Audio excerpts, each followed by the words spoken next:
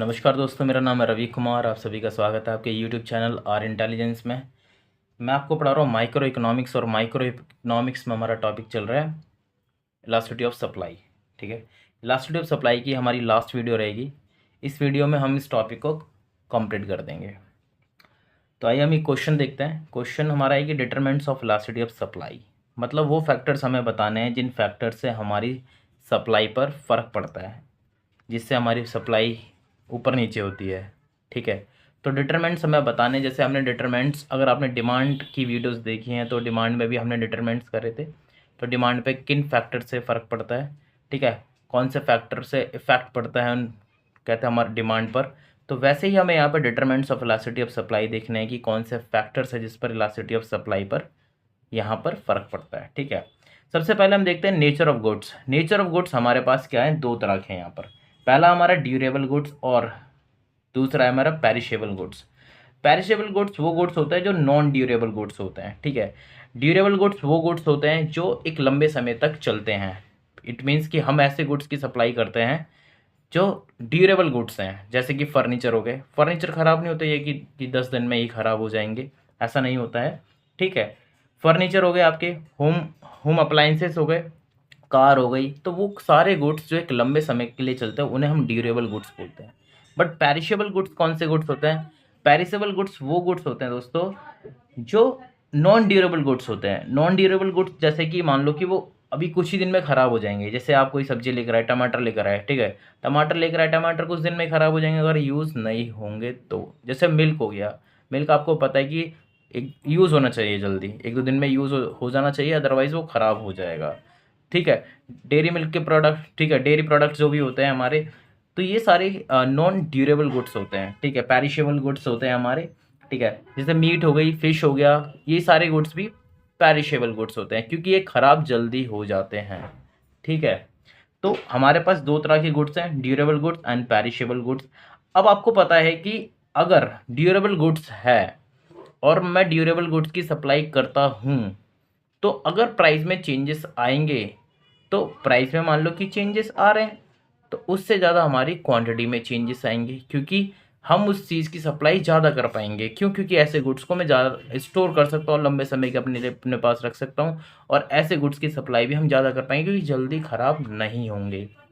ठीक है, लोग ऐसे गुड्स को परचेज भी ज़्यादा करेंगे। जैसे प्राइस में चेंजेस आएंगे तो डिमांड भी उसकी ज़्यादा बढ़ जाएगी। कारण क्या है? क्योंकि उन्हें पता है कि ये लंबे समय के लिए चलेगा। ठीक है, तो यहाँ पर हमारे, तो इस केस में क्या रहेगा, जो परसेंटेज चेंज होगी प्राइस में वो लेस देन होगी the percentage change in quantity of commodity. It means the percentage change in commodity is more than the percentage change in price, its price. Okay, so इसके price में percentage कम change हो रही है, commode और quantity में percentage ज़्यादा change हो रही है।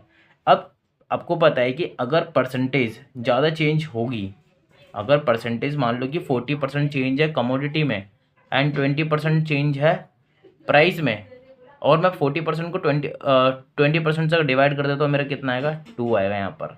इसका मतलब इलास्टिसिटी मोर देन 1 है यहाँ पर मेरी। ठीक है, उसी का मतलब क्या होता है? इलास्टिक। एंड पेरिशेबल जो गुड्स है हमारा, इसकी इलास्टिसिटी क्या होती है? इसकी होती है इनइलास्टिक। Inelastic how? इनइलास्टिक कैसे होती है? क्या आपको पता है कि लोग एक लिमिटेड क्वांटिटी ही परचेज करेंगे। ठीक है, इट मीन्स कि हम एक लिमिटेड क्वांटिटी की सप्लाई कर पाएंगे। ठीक है, लिमिटेड क्वांटिटी की हम सप्लाई कर पाएंगे। प्राइस में चेंजेस हो रहे हैं, ठीक है, प्राइस में ज़्यादा चेंजेस हो रहे हैं, बट यहाँ पर क्वांटिटी ऑफ कमोडिटी में कम चेंजेस हो रहे हैं। इट मीन्स अगर प्राइस में 40% चेंजेस है तो क्वांटिटी ऑफ कमोडिटी में 20% चेंजेस है। क्योंकि लोग, आपको पता है कि अगर आप मार्केट में जाते हो, प्राइस में कितना भी चेंजेस हो रहा है, उसकी सप्लाई आपको पता है कि एक लिमिटेड, आप लिमिट, ये जो नॉन ड्यूरेबल गुड्स होते हैं, पेरिशेबल गुड्स होते हैं, आप लिमिटेड ही क्वांटिटी परचेज करते हैं। जैसे कि आप सब्जी लेकर आते हैं, तो सब्जी आप डेली लिमिटेड ही लेकर आते हैं, ये नहीं लेकर आते कि ज़्यादा सब्जी ला के घर में रख लेते हैं। तो ये अगर ज़्यादा सब्जी ला के रखते नहीं तो इसकी सप्लाई भी ज़्यादा नहीं होती है। ठीक है, आप लिमिटेड ही ला कर रखते हैं कि आपको पता है कि अगर मैं ज़्यादा सब्जी ला के रख लूँगा तो ये ख़राब ही होनी है। ठीक है, तो ये हमारे माइंड में खुद रहता है कि हम लिमिटेड ही क्वांटिटी परचेज़ करें। अगर लिमिटेड क्वांटिटी परचेज़ होगी उस चीज़ की, तो इसका मतलब सप्लाई भी उसकी लिमिटेड ही होनी है। जब लिमिटेड सप्लाई होगी तो इसका मतलब प्राइस में ज़्यादा चेंजेस होगा, क्वांटिटी में कम चेंजेस होगा। अगर क्वांटिटी में 20% चेंजेस है एंड प्राइस में 40% चेंजेस है, तो अगर मैं इसे डिवाइड करता हूँ तो मेरे पास आएगा 1/2, और 1/2 को अगर मैं डिवाइड करता हूँ 0.5%, which is less than 1, and which means it is inelastic. So this is inelastic. So वो ठीक है, तो यहाँ पर हम नोट्स में देख लेते हैं। So nature of goods affect elasticity of supply in reference of two goods. Durable goods में एग्जांपल बट कार, होम, फॉरन, होम अप्लायंसेज भी आप ले सकते हैं, home appliances, furniture, home appliances already have written here. And perishable goods में dairy milk हो गए product, okay, dairy milk product हो गए, मीट हो गई, फिश हो गए, एंड अदर वेजिटेबल्स हो गई, ठीक है। एंड ड्यूरेबल गुड्स, अब इसको एक्सप्लेन कर लेते हैं। Durable goods have elasticity of supply, elastic, क्यों? Because it can be easily store, आप इजीली स्टोर कर सकते हैं, ख़राब नहीं होते जिसकी वजह से, ठीक है, स्टोरेज लंबे समय तक रख सकते हैं इसे। जैसे कार हो गई, होम हो गया, फर्नीचर, होम फर्नीचर्स हो गए, फर्नीचर, इस होम को काट के यहाँ से home appliances already return here, तो इसे कट कर देना, ठीक है ना, इसे लिखना मत। And furniture and home appliances, ठीक है। पेरिशेबल गुड्स कौन से होते हैं? These are such goods which have elasticity of supply inelastic, ठीक है, because it can be store for a long period of time, ठीक है। एग्जाम्पल के तौर पर dairy milk product and meat and fish, okay. Nature of inputs भी supply को affect करता है। हाउ, कैसे अफेक्ट करता है? यहाँ पे हमारे पास दो तरह के नेचर ऑफ इनपुट्स में दो तरह के इनपुट्स आते हैं। इनपुट्स मतलब रॉ मटेरियल्स, ठीक है, जिसका यूज़ कर हम चीज़ को प्रोड्यूस करते हैं, चीज़ें बनाते हैं। अगर हमारे पास उस अवेलेबिलिटी है, अगर ऐसे नेचर ऑफ गुड्स हैं, सॉरी नेचर ऑफ इनपुट्स हैं, यस, नेचर ऑफ इनपुट्स हमारे पास दो तरह के हैं, availability and non availability. Availability में ऐसे इनपुट्स जिनकी अवेलेबिलिटी है मार्केट में, तो ऑब्वियसली वो इनपुट्स ज़्यादा परचेज किए जाएंगे, उनकी सप्लाई भी ज़्यादा होगी। अगर उनकी सप्लाई ज़्यादा होगी तो उनकी इलास्टिसिटी भी इलास्टिक होगी। बट नॉन अवेलेबिलिटी, ऐसे इनपुट्स भी हैं जिनकी अवेलेबिलिटी कम है मार्केट में, तो लोग उन्हें परचेज भी कम करेंगे, उनके प्राइस में चेंजेस आएंगे, बट उनकी सप्लाई में सप्लाई में ज़्यादा चेंजेस नहीं आएंगे, क्योंकि लोग उसकी डिमांड ज़्यादा नहीं करेंगे। कारण क्या है? आप खुद सोचो, अगर आप प्रोड्यूसर हो, आप ऐसे इनपुट्स यूज़ करना चाहोगे जो आपको ईजिली मार्केट में अवेलेबल हो जाते हैं। अगर जो इनपुट्स मार्केट में अवेलेबल ही नहीं होते हैं तो आप कहाँ भाग दौड़ करोगे? इट मीन्स कि अगर नॉन अवेलेबल गुड इनपुट्स हैं और उनके प्राइस में चेंजेस आ रहे हैं, तो इसका मतलब उसकी आप डिमांड ज़्यादा करोगे नहीं। जब डिमांड ज़्यादा नहीं करोगे तो ऐसे इनपुट्स की सप्लाई भी ज़्यादा नहीं होगी, और जब सप्लाई ही कम होगी तो परसेंटेज चेंज इन क्वांटिटी कम होगा, तो it means there is a inelastic, जो इलास्टिसिटी ऑफ सप्लाई होगी वो इनइलास्टिक होगी।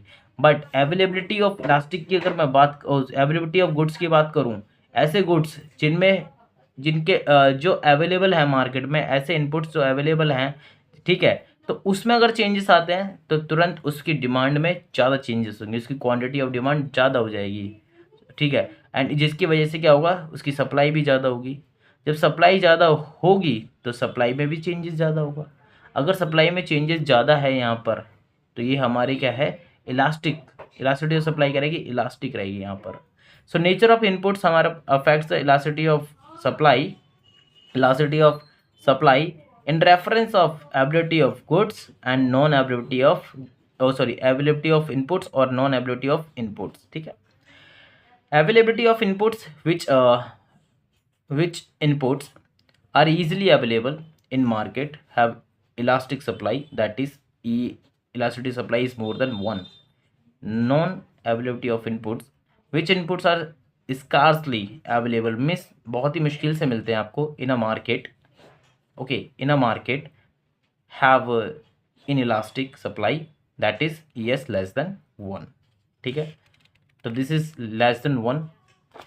नेक्स्ट हमारे पास है प्रोडक्शन टेक्नोलॉजी, ठीक है।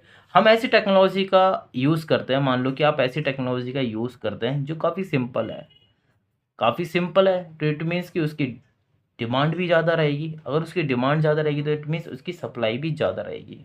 अगर सप्लाई ज़्यादा रहेगी तो सप्लाई में जैसे प्राइस में चेंजेस हुए तो उसकी सप्लाई में भी तुरंत ज़्यादा चेंजेस होना शुरू हो गए। ठीक है, तो ऐसी टेक्नोलॉजी की जो इलास्टिसिटी सप्लाई रहेगी that is elastic. But complex technology है, काफ़ी कॉम्प्लेक्स है, यूज़ करने में काफ़ी डिफ़िकल्टी आती है, काफ़ी एंड एक्सपेंसिव भी बहुत रहती है। तो ऐसी टेक्नोलॉजी का यूज़ हम कम करेंगे। ठीक है, अगर ऐसी टेक्नोलॉजी का यूज़ अगर कम होगा तो इस केस में ऐसी टेक्नोलॉजी का यूज़ अगर कम होगा तो ऐसे केस में क्या होगा, ऐसे केस में ये रहेगा इसकी इलास्टिसिटी सप्लाई इनइलास्टिक रहेगी। प्राइस में चेंजेस हो रहे हैं लेकिन इसकी क्वांटिटी पे मतलब इस टेक्नोलॉजी की सप्लाई में ज़्यादा फर्क नहीं पड़ रहा है। जब हमें पता है कि देखो सिंपल सा तरीका क्या है, अगर सप्लाई में चेंजेस ठीक ठाक है दैट इज़ इलास्टिक, सप्लाई में चेंजेस ठीक ठाक नहीं है दैट इज़ इन इलास्टिक। अब आपको सीधी सी बात पता है कि सिंपल टेक्नोलॉजी को ही ज़्यादा लोग यूज़ करेंगे, ज़्यादा यूज़ करेंगे तो इट मीन्स उसकी डिमांड ज़्यादा होगी, अगर डिमांड ज़्यादा होगी तो सप्लाई ज़्यादा होगी। कॉम्प्लेक्स टेक्नोलॉजी को कम लोग यूज़ करेंगे, बहुत कम लोग यूज़ करेंगे, और जब बहुत कम लोग यूज़ करेंगे तो इट मीन्स कि उसकी सप्लाई भी कम होगी। ओके, चेंजेस प्राइस में कोई इतने प्राइस में ज़्यादा चेंजेस हो और सप्लाई में बहुत कम चेंजेस होगा, यहाँ पर क्वांटिटी ऑफ गुड कमोडिटी में कम चेंजेस होगा, जिससे कि हमारी जो जैसे हमें पता है कि हमारा जो फॉर्मूला होता है elasticity supply is equal to percentage change in quantity and the percentage change in its price. तो परसेंटेज चेंज इन प्राइस तो ज़्यादा है लेकिन परसेंटेज चेंज इन क्वांटिटी कम है, तो जिसकी वजह से अब आपको पता ही है कि अगर प्राइस ज़्यादा है और क्वांटिटी कम है, ठीक है, तो ये लेस देन 1 जाएगा, तो लेस देन 1 का मतलब इन इलास्टिक। ठीक है, अब देखते हैं production technology affects elasticity of supply in reference of two technologies. कौन कौन सी टेक्नोलॉजी है? Complex technology has elasticity of supply inelastic because these technologies are expensive and complex and hardly used। ठीक है, बहुत कम यूज़ होती है, बहुत कम लोग यूज़ करते हैं। So the percentage change in supply is less effective, मतलब कम चेंज होता है परसेंटेज इन सप्लाई में due to percentage change in its price. इसके प्राइस में ज़्यादा चेंजेस होते हैं बट इसकी क्वांटिटी में कम चेंजेस आता है। ठीक है, simple technology has elasticity of supply as elastic because these technologies are simple and facilitate quicker change in output and supply, and these technologies are commonly used. The percentage change in supply is more effective to the percentage change in its own price। ठीक है, fourth determinants क्या है? Price of inputs. अब price of input, जो आप inputs purchase कर रहे हैं, ठीक है, जिससे आप प्रोडक्शन करते हैं, ठीक है, जिसका प्रोडक्शन में यूज़ करता है, उसका प्राइस भी मैटर करता है। ऑब्वियसली आप वही इनपुट्स परचेज करना चाहेंगे जिसके प्राइस अफोर्डेबल आपको लगेंगे। ठीक है, अगर किसी इनपुट्स के प्राइस ज़्यादा हैं तो ऑब्वियसली आप नहीं परचेज करेंगे, क्योंकि अगर इनपुट का प्राइस हाई है तो उससे हमारी कॉस्ट ऑफ प्रोडक्शन बढ़ जाएगी, कॉस्ट ऑफ प्रोडक्शन बढ़ जाएगी, तो उससे हमारा जो गुड्स का प्राइस होगा वो बढ़ जाएगा, ज़्यादा प्राइस हमें रखना पड़ेगा, जिसकी वजह से लोगों की डिमांड उसके प्रति कम हो जाएगी। अगर उस गुड्स के प्रति लोगों की डिमांड कम हो जाएगी तो इससे क्या फ़र्क पड़ेगा? इससे हमारी सप्लाई कम होगी, क्योंकि लोग जब परचेज ही नहीं करेंगे तो सप्लाई कहाँ से कर पाएंगे हम। ठीक है, तो इस केस में क्या रहता है? तो इस केस में यह है कि या तो प्राइस लो है या तो प्राइस हाई है। ठीक है, देखते हैं price of inputs affects elasticity of supply.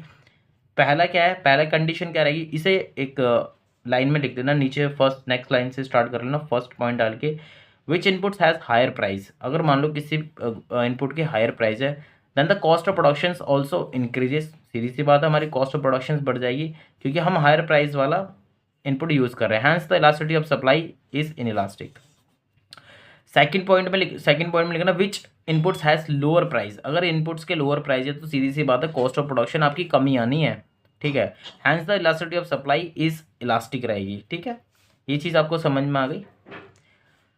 Time period की बात करते हैं। सो टाइम पीरियड भी मैटर करता है। ठीक है, टाइम पीरियड हमारे पास क्या है कि प्राइस में चेंजेस आ रहे हैं, शॉर्ट पीरियड टाइम में ही प्राइस में चेंजेस आ जाते हैं, लेकिन आपको आप सप्लाई कर रहे हैं गुड्स की, ठीक है, आप प्रोड्यूसर हैं, आप गुड्स सेल आउट करते हैं, मान लो कि शॉर्ट पीरियड ऑफ टाइम में प्राइस में चेंजेस आ रहे हैं, तो आपको वेरी शॉर्ट पीरियड टाइम में इतना मौका नहीं मिलेगा कि आप डिसीजन ले सकें, आप कुछ मॉडिफिकेशंस कर सकें, आप डिमांड सप्लाई कर ही नहीं पाएंगे उस केस में जब सप्लाई ही नहीं हो पाएगी, जीरो सप्लाई रहेगी और प्राइस चेंज हो रहे हैं, तो इट मीन्स ईएस हमारा क्या रहेगा? जीरो रहेगा।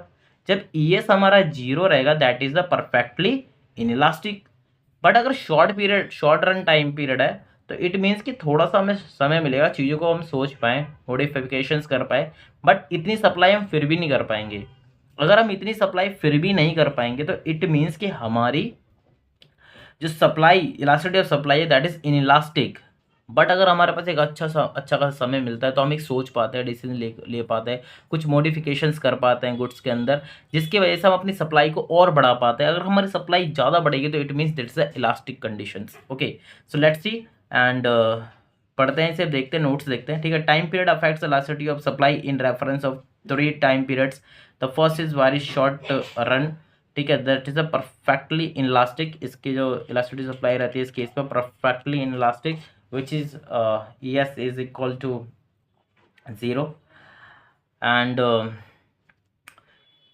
let's see short run inelastic, long run elastic. In very short run, ठीक है, ये in very short run, so in very short run the elasticity of supply perfectly inelastic as the time period is too short to modify the things.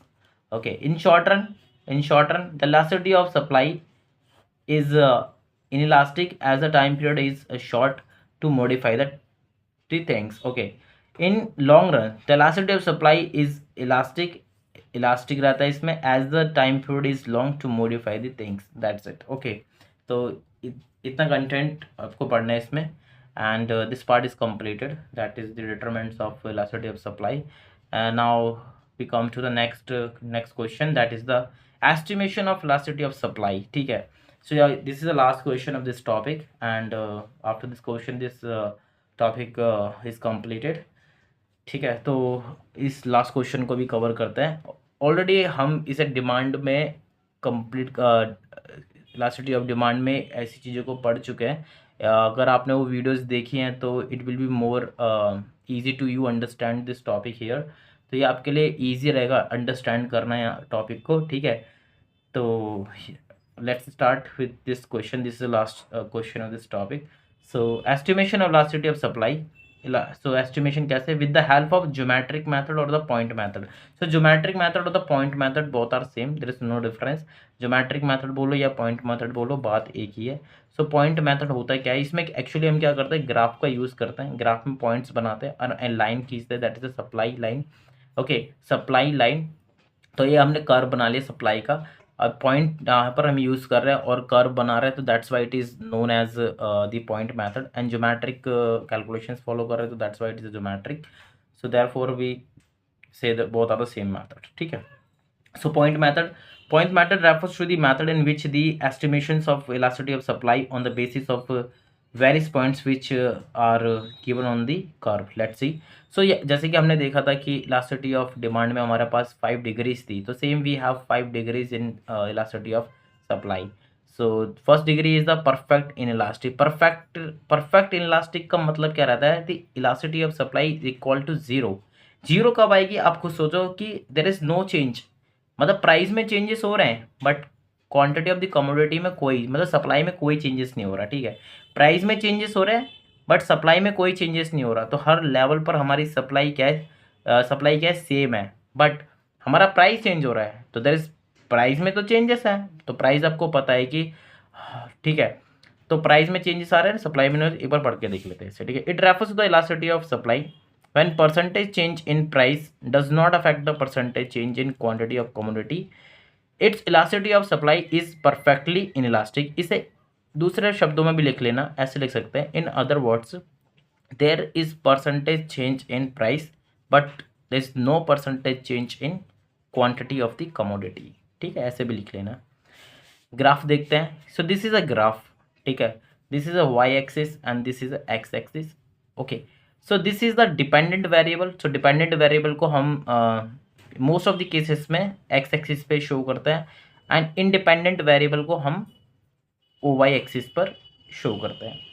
Dependent variable because price में change आएंगे तो quantity में changes आएगा, price में changes नहीं आएगा तो quantity में चेंजेस नहीं आएगा। तो प्राइस अफेक्ट करता है क्वांटिटी को, that's why quantity is a dependent variable and price is independent variable. तो हमने ये देखा कि हम जब हमारा प्राइस पी था उस समय हम कितनी सप्लाई कर रहे थे, इतनी सप्लाई कर रहे थे, ये हमारी सप्लाई थी।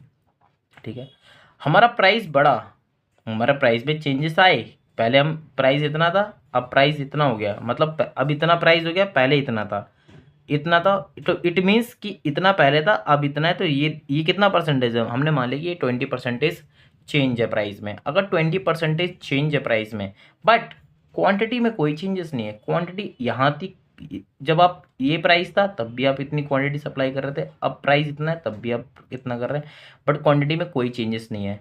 तो हमारा फॉर्मूला क्या रहता है कि ई एस इक्वल, हमारा फॉर्मूला क्या, E S equal to percentage change in supply and the percentage change in price. ये हमारा फॉर्मूला है, ऑलरेडी हम प्रीवियस वीडियोस में इस चीज़ को बता चुके हैं। तो E S equal to percentage change in price कितना 20% है, and percentage change in supply, there is no percentage change in supply, zero है। अगर जीरो को आप किसी भी वैल्यू से डिवाइड करोगे तो जीरो ही आना है, तो that's why E S equal to zero. ठीक है, अगर ये समझ में आया तो बाकी ऑलमोस्ट इसी की तरह ईजी है। Greater than unit, greater than unit का मतलब क्या है, yes is greater than one. अब ग्रेटर देन वन खुद सोचो कि कब होगा, जब आपको पता है कि जब हमारी सप्लाई में ज़्यादा चेंजेस होगा एंड प्राइस में कम चेंज होगा। मान लो प्राइस में 20% चेंज है ना, सप्लाई में हमारा 40% चेंज है, 40% को हम 20% से डिवाइड करेंगे तो कितना आएगा, दो आएगा, एंड दो एक से बड़ा होता है। ठीक है, तो this is greater than unit, S equal to one. The elasticity of supply is greater than unitary when percentage change in quantity of commodity is more than percentage change in price of commodity, means its price, इसके price में जो changes है वो कम है और commodity में ज़्यादा changes है। ठीक है, सो let's C, this is a graph, this is a price quantity. तो पहले प्राइस इतना था तब हम इतनी सप्लाई कर रहे थे, प्राइस में चेंजेस आए 20%, प्राइस नया प्राइस ये वाला हुआ, दिस इज अ नया price, this is a changes price, and this is a quantity change. ठीक है, क्वांटिटी चेंज, ठीक है, क्वांटिटी चेंज हुई, तो this is a quantity, price में चेंजेस इतना हुआ, this is a change in price which is 20%, and quantity में चेंजेस आ रहा हमारा 40%, 40% divide by 20% which is two, and two E S is equal to two which is more than one. Yes, so more than, तो E S is greater than one, it means कि हमारा यही था, हमारा जो पॉइंट था वही यही था कि greater than unit, yes E S greater than. अब लेस देन में कैसा आएगा, तो सीधी सी बात है, अब लेस देन में क्या हुआ, जो परसेंटेज क्वांटिटी में चेंज है वो कम है और प्राइस में ज़्यादा है, तो वही चीज़ हमें यहाँ पर देखनी, less than unit. Supply is less than unit when percentage change in it, change in quantity of commodity is less than percentage change in its price, in लिख लेना ना, its price. So let's see the diagram.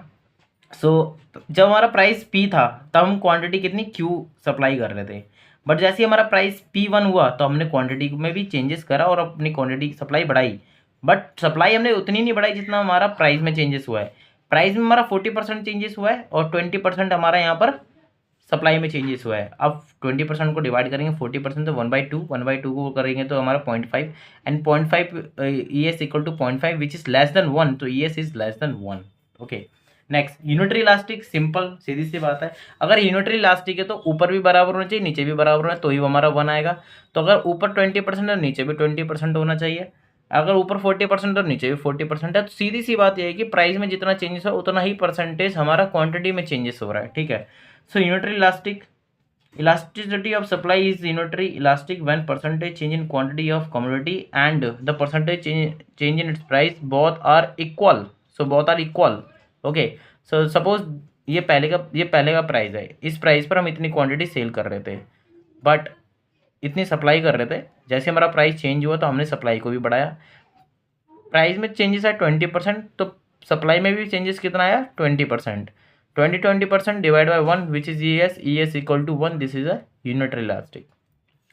एक last बचता हमारा perfectly elastic supply. Perfectly elastic means इस conditions में क्या रहता है कि there is no change in price, सिर्फ क्वांटिटी में चेंजेस आ रहे, प्राइस वहीं के वहीं है, प्राइस में कोई चेंजेस नहीं आ रहे, बस परसेंटेज हमारी क्वांटिटी की चेंज हो रही है, मतलब सप्लाई चेंज हो रही है, सप्लाई उसी प्राइस पर हम अपनी सप्लाई को चेंज कर रहे हैं, बढ़ा रहे हैं घटा रहे हैं, ये कर रहे हैं। ठीक है, so when there is a no percentage change और change in price of commodity, ठीक है, in other words there is change in quantity of commodity but there is no change in its price, price में कोई changes नहीं है but there is a change in commodity, that is the, it means price is fix, आप कितनी भी supply कर लो price तो आपका हर लेवल पर फिक्स ही रहेगा, जब प्राइस आपका ये था तब आप इतनी क्वांटिटी कर रहे थे, जब आपका प्राइस ये था तब आप इतनी क्वांटिटी सप्लाई कर रहे थे। प्राइस आपका यही रहेगा, आप कितने भी चेंजेस कर सकते हैं, ठीक है। यहाँ पर आप quantity and that is the price, okay. ES equal to 20% change in quantity, there is no change in price, so that's why अगर आप जीरो से किसी वैल्यू को डिवाइड करो तो रिजल्ट आएगा infinity, so that's why ES is infinity, okay। So this was the last video of this topic and hope you enjoyed the video। अगर आपको वीडियो अच्छी लगी, कंटेंट अच्छा लगा है, ठीक है, एंड समझ में आई ये चीज़ है कि हाँ ईजी है, इतना डिफ़िकल्ट नहीं है, so please share these videos with your friends or relatives and must subscribe my channel so that it can boost me to make the more videos, ठीक है। तो इससे हमें एक कॉन्फिडेंस मिलता है कि हमारे जो वीडियोस देख रहे हैं they like the videos and they like the content that we are making and providing. So इससे एक अच्छा कॉन्फिडेंस आता है और फिर अंदर से भी आता है कि चल let's make more videos and for the different topics as well. तो डिफरेंट टॉपिक्स के लिए हम मोर वीडियोस बनाएंगे एंड ओके। सो तब तक अपना अच्छा से ध्यान रखें, अच्छे से पढ़ाई करें and almost this it means micro I'm teaching you the microeconomics, it's about to be completed in a few lectures, okay। तब तक अच्छे से पढ़ाई करें, कंटेंट नोट्स अच्छे से नोट्स बनाएं साफ सुथरे और उसको बार बार रिवाइज करें एंड मल्टीपल टाइम रिवाइज करें, मल्टीपल टाइम्स रिवाइज करने से ही चीज़ें आपको अच्छी क्लियर होगी, ठीक है। गुड बाय, अपना अच्छे से ध्यान रहे एंड टेक केयर।